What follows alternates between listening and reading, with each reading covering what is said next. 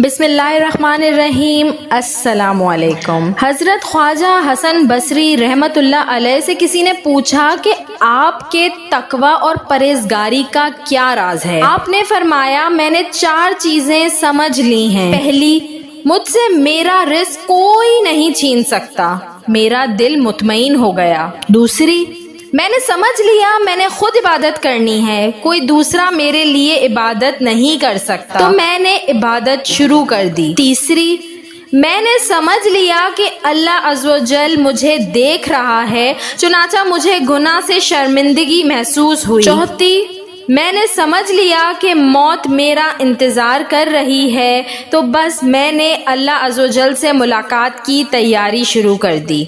Video अच्छी लगी हो तो इसको ज़रूर लाइक करिएगा और मेरे चैनल को सब्सक्राइब कर लें ऐसी मज़ीद अच्छी वीडियोस देखने के लिए। Thank you. अल्लाह हाफ़िज़।